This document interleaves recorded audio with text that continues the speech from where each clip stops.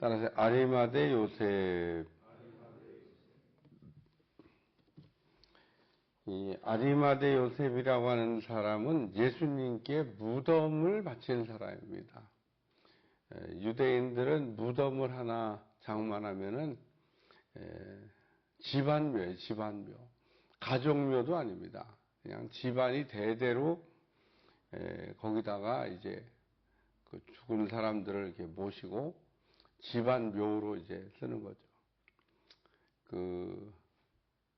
어제도 그 장례식장에 갔더니 요즘은 화장을 해서 묻을 때도 한 사람만 딱 들어가는 게 아니고 한 6명까지는 거기다가 열고 놓고 요만하게 뭐 단지에다 이렇게 하나씩 넣잖아요. 그러니까 이제 단지를 한 6개 정도는 넣을 수 있게 그 공간이 있고 6명까지는 넣을 수 있다 그러더라고요. 그러니까 아마 그런 것 하나 사면은 한 6명까지는 이게 묻을 수 있는 그런 게 있다 뭐 그러더라고. 그래서 그렇구나. 한 사람만 들어가는 게. 근데 이 유대인의 무덤은 그렇지도 않습니다. 그냥 사람 돌아가시면 거기다가 또 사람 돌아가면 거기다가. 그런데 요셉이라는 사람이 조금 이제 무덤을 하나 장만할 만한 여력이 있어서 내가 죽으면은 이제 나 때부터 무덤을 하나 이제 만들어야 되겠다. 그래서 무덤을 하나 새 걸 파서 준비했는데 그걸 예수님을 위해서 드렸다.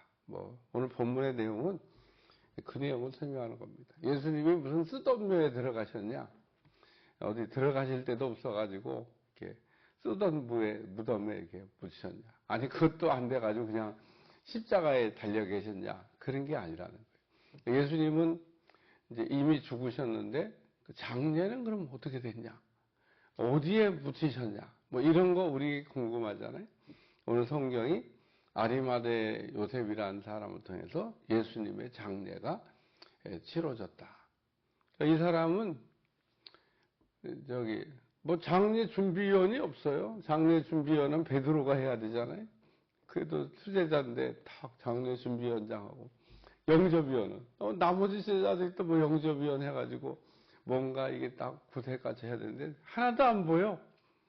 그리고 예수님은 이미 돌아가셨는데 누가 보면 이제 좀 더 나가다 보면 엠마오로 내려간 두 제자. 예수님은 십자가에 죽으시니까 그냥 가자. 그리고 고향으로 엠마오로 왜 가고 있는? 그건 예루살렘에서 엠마오로 내려가는 길이거든요. 오드름과 향해서 이제 예수님 돌아가셨는데 집으로 가는 거지. 근데 어느 아리마대 요셉이라는 사람이 빌라도에게 가서 예수의 시체를 내달라. 왜 이 사람이 빌라도에게 갔냐면 아무도 빌라도한테 못 가요. 갈 수 있는 직임을 갖고 있지 않기 때문에. 근데 이 사람은 사내들이 공의원이기 때문에 당시에 빌라도 총독도 가서 만날 수 있는 유력한 사람입니다. 나름 유대 사회에서 권위가 있고 힘이 있는 직분을 갖고 있었던 아리마대 요셉이라는 사람이 예수님을 가서 시체를 내달라고. 그러니까 힘 있는 사람이 가서 시체 내달라고 하니까 빌라도가 거절하기는 어렵고 살았을 때야 그렇지만 죽은 사람까지 붙잡고 있어야 될 이유는 없으니까. 또 안식일이 오는데 안식일 날 전에 빨리 시체를 처리해야 된다고 하니까 내줬다. 그 얘기한 거예요. 그래서 이 아리마대 요셉이라는 사람이 예수님을 자기가 쓰려고 준비했던 무덤에 지금도 이스라엘 성지 가면 아리마대 요셉이 드렸다고 하는 무덤 가면 무덤 안에는 내용물이 없어요. 예수님이 부활하셔서 승천하셨기 때문에 예수님은 안 계시고 예수님이 묻혔다가 부활 승천했다고 하는 빈 무덤만 우리가 가서 구경할 수 있죠. 아리마대 요셉은 어떤 사람이냐? 여기 오늘 본문에 기록된 대로 정리하면 선한 사람이다. 그래서 공의 의원으로 선한 사람. 왜 선한 사람이냐? 악한 일에 동참하지 않았으니까. 예수님을 죽이자라고 하는 그 결의할 때 찬성표를 안 던진 겁니다. 나는 반대야, 나는. 얼마나 많은 사람들이 반대했을까? 그건 몰라. 그러나 분명한 거는 아리마대 요셉은 그 결의의 행사에 찬성하지 아니한 자라. 가로 열고 가로 닫고. 왜 여긴 가로 열고 가로 닫고? 어떤 그 사본에는 있고 어떤 사본에는 없어서 가로 열고 가로 닫고. 그래서 어쨌든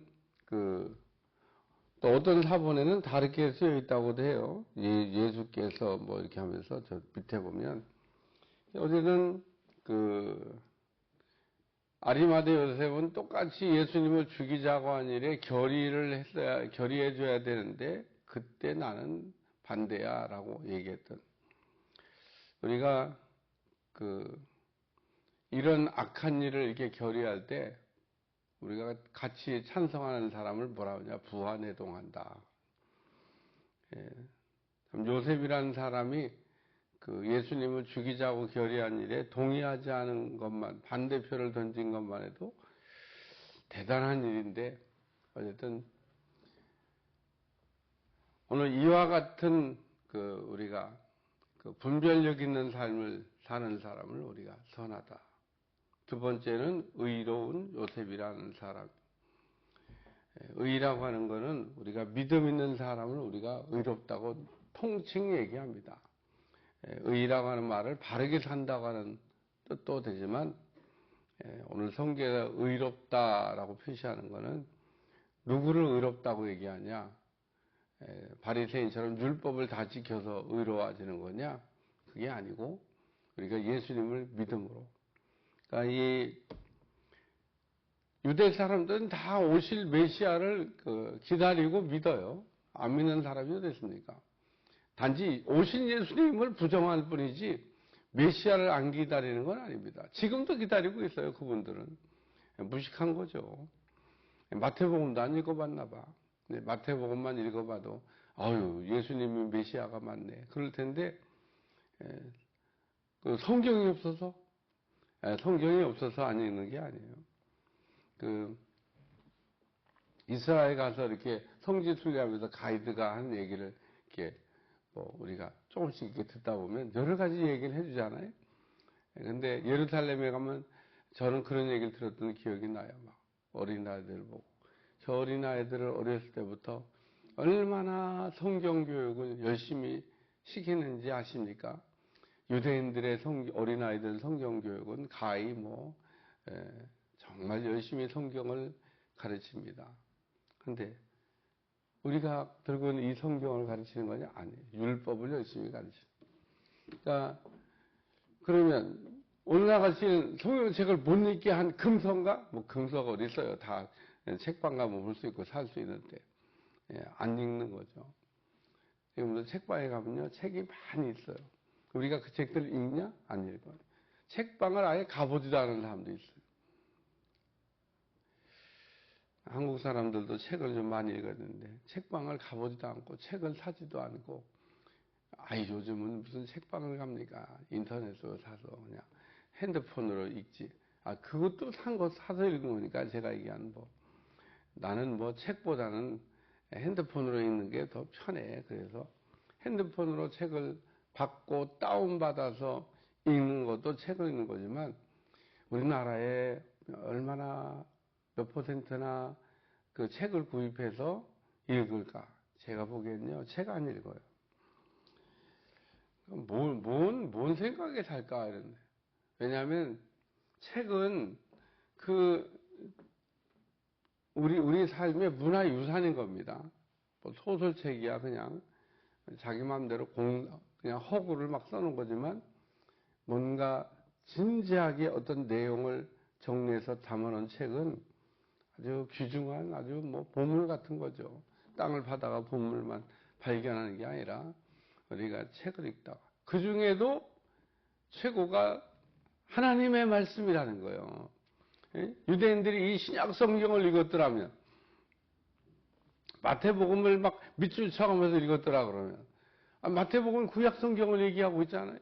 구약 성경의 선지자들이 예언한 내용을 계속 찾아가면서 예수님이 메시아가 맞다라고 하는 걸 확증했는데, 마태복음만 성경 연구를 해도 예수님을 믿을 텐데, 오늘 우리가 의롭게 된다고 하는 게 바르게 사는 것도 의로운 거고, 우리가 예수님을 믿음으로 우리가 의인 될 수 있는데, 오늘 여기 의로운 요셉이라는 사람이 믿음을 가진 사람이다, 그 얘기를 하는 겁니다. 오늘도 우리가 하나님 앞에 어떻게 살아야 될까? 선하게 살아야 되고, 또 의롭게 살아야 되고, 또 그 다음에 더 한 가지는 용기가 있어야 돼요. 남이 한 걸 보고 우리가 따라할 수는 있지만 아무도 지금 빌라도한테 못 가잖아요. 아니, 죽은 사람 시신 내달라고 하는 건데도 아무도 가서 얘기를 못 하는데, 이 지금 아리마대 요셉이 시신도 내달라고 그러고 자기 무덤도 드리고, 야, 참, 그러니까 용기도 있고 헌신도 있는 대단한 사람이다. 용기와 헌신은 비슷해요. 용기 있는 사람이 헌신도 하고, 헌신하는 사람이 용기도 있습니다. 용기가 없는 사람은요, 헌신도 안 돼요. 아이고, 이 무덤이 무슨, 어떤 무덤인데, 무슨, 우리나라 요즘 무슨 무덤 하나 구입하는 거하고 똑같이 생각하면 안 됩니다. 이거는 값으로 따지면 말할 수 없이 귀한 겁니다. 예. 아무나 무덤을 이렇게 파서 만드는 게 아닌데, 이 사람은 어쩌다가 이렇게 무덤을 준비했을까?